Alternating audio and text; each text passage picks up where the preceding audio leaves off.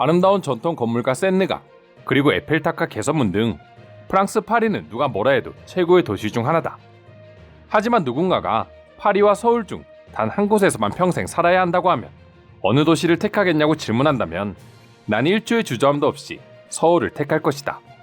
참고로 난 프랑스인이다.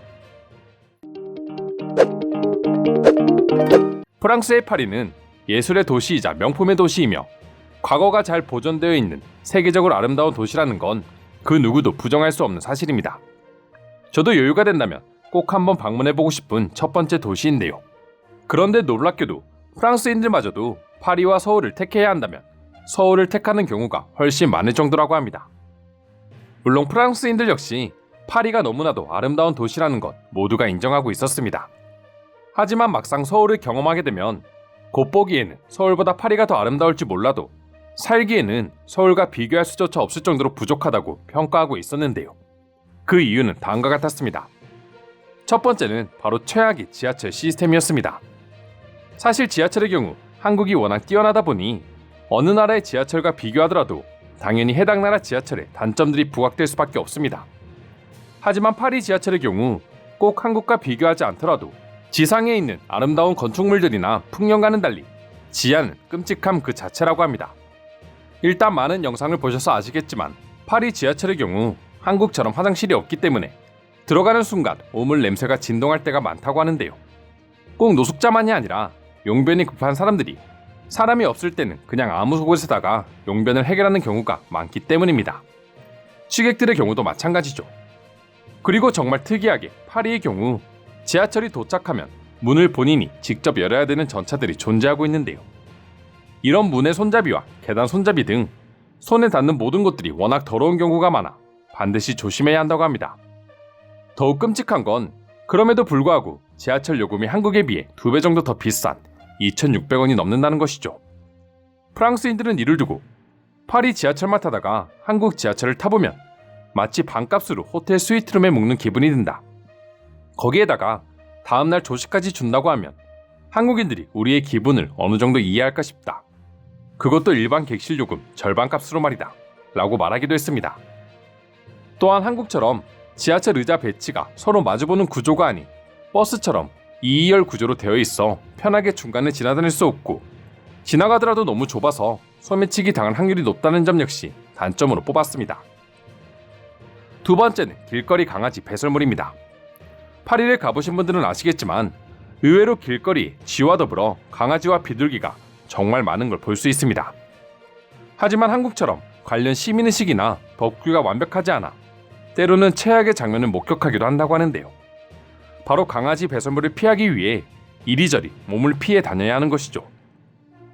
한국의 경우 본인 강아지의 배설물은 반드시 치워야 하고 아니면 벌금을 무는 경우도 있습니다. 그리고 꼭 벌금이 아니라고 하더라도 강아지를 키우는 한국인들은 이제 대부분 관련 에티켓이 정착되어 있죠. 만약 자신의 강아지를 산책하다 배설물을 치우지 않으면 오히려 주변 사람들로부터 눈치를 받는 상황이 되었습니다.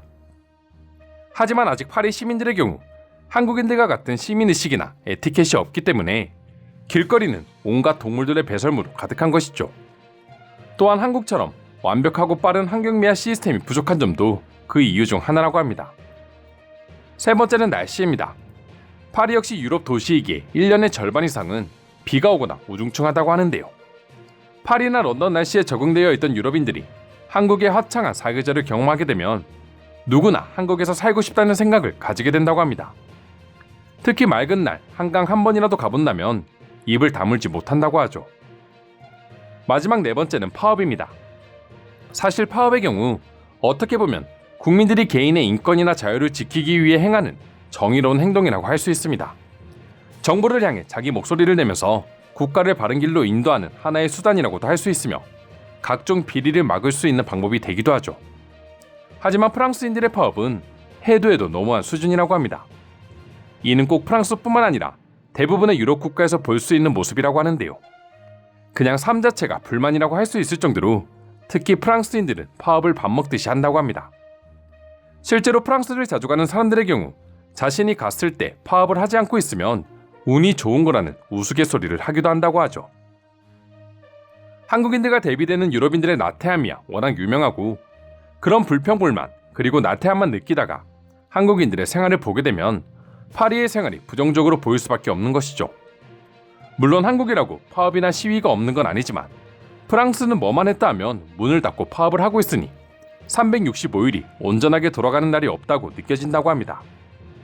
이 외에도 음식과 물가 등 정말 다양한 분야에서 한국의 우수함을 여러 유럽인들이 느끼고 있다는데요. 그럼 지금부터 관련 내용을 보고 외국인들은 어떤 반응을 보여주고 있는지 자세히 소개해 드리도록 하겠습니다. 이렇게 말하면 너무 격하기는 하지만 프랑스는 예쁘기만 한 쓰레기다. 물론 잠깐 여행이 아닌 사람이 산다는 관점에서 말이야. 프랑스와 한국 만약 두 곳에서 모두 살아본 사람이라면 100이면 100 한국을 선택할 것이다. 인정합니다. 전 프랑스인이고 한국에 산 지 5년이 다 되어갑니다.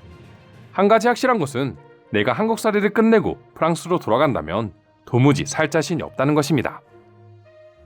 그냥 지금 머리에 떠오르는 것만 해도 프랑스보다 한국이 살기 좋은 이유가 수십 가지가 되는 것 같다. 그냥 비교 자체가 불가야. 그중 최악은 지하철이라고 생각합니다. 진짜 비교하는 게 한국에게 실례일 정도로 프랑스 지하철은 지옥이에요.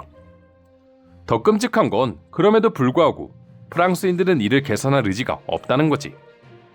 전 처음에 한국에 여행 왔을 때 지하철을 타지 않았어요. 프랑스 지하철 때문에 지하철에 대한 인식이 안 좋았거든요. 그러다 우연한 계기로 지하철을 타게 되었고 그동안 타지 않은 것을 뼈저리게 후회했습니다. 관공서 업무도 말도 안 되게 차이난다. 프랑스에서는 서류 하나 주고받는 데에만 최소 2주가 걸리거든. 한국인들은 이것 때문에라도 절대 프랑스에서 못 살걸. 완전 공감이에요. 제가 처음 한국에서 은행을 방문했을 때 대기석에 앉기도 전에 호출해서 큰 충격을 받았었죠. 파리는 참으로 예쁜 곳이다. 문제는 그저 예쁘기만 한 곳이라는 거지. 조금만 외곽으로 들어가도 처참한 파리의 모습을 확실히 느낄 수 있다. 파리와 서울 모두 훌륭한 도시지만 단순히 편의성만 놓고 보았을 때는 서울의 압승이죠. 이건 모든 파리 시민들도 서울에 와보면 고개를 끄덕일 것입니다. 나였다면 무조건 서울에 산다. 서울은 정말 많은 것을 할 수 있으며 모든 것을 경험할 수 있다고 해도 과언이 아니야. 서울의 인프라는 세계 최고지. 교통부터 다양한 편의시설까지 이처럼 완벽하게 준비되어 있는 나라는 보지 못했어. 그렇다고 파리보다 전통이나 예술 그리고 패션이 많이 뒤처진다고 하기에도 한국은 해당 분야 역시 모두 뛰어나. 파리는 뭐만 하면 파업이야. 대체 도시가 어떻게 유지가 되는지 이해할 수 없을 정도지. 대체 왜 파리 사람들은 매일매일 파업을 해도 그러려니 하고 불편함을 감수하고 사는지 모르겠어. 내가 이상한 거야. 평생 한 곳에서 살아야 하는데 그게 서울이라면 감사하지.